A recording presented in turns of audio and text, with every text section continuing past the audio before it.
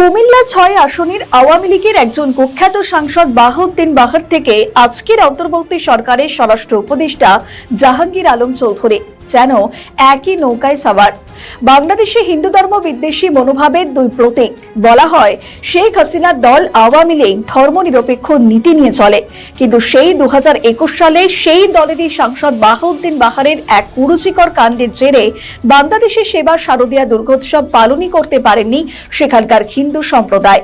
এরপর 2023 সালেও কুমিল্লা ৬ আসনের আওয়ামী লীগের সাংসদ বাহাউদ্দিন বাহার মন্তব্য করেছিলেন, দুর্গাপুজোকে মদের উৎসব হিসেবে বর্ণনা করেছিলেন।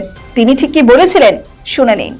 সারা তো নাম মটর খেয়ে না আসে সকালবেলা ঘুমাতে কি দেয় ঘটনা খোলামেলা কইলাম আপনাকে এটা বন্ধ করতে হবে আপনাকে।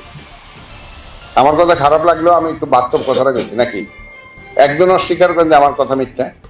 আপনারা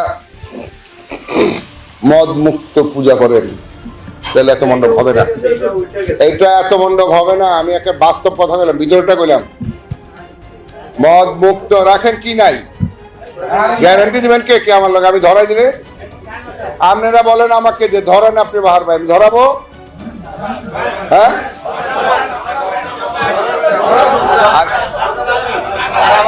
শুধুমাত্র মদ খাওয়ার জন্য শুধুমাত্র মদ খাওয়ার জন্য শুধুমাত্র মদ খাওয়ার জন্য শুধুমাত্র মদ খাওয়ার জন্য কি মনে হচ্ছে, ভাবছেন এই ধরনের কথা আর কার মুখে যেন শুনেছি? হ্যাঁ শুনেছেন, তিনি হলেন বর্তমান বাংলাদেশের অন্তর্বর্তী সরকারের স্বরাষ্ট্র উপদেষ্টা জাহাঙ্গীর আলম চৌধুরী। তিনিও ভরার সাংবাদিক সম্মেলনে মন্তব্য করেছেন, দুর্গাপুজো হলো মদ গাঁজা খাওয়ার আসর, তাই তিনি পুজো মণ্ডপে মেলা বসতে দিতে চাইছেন না। আর এই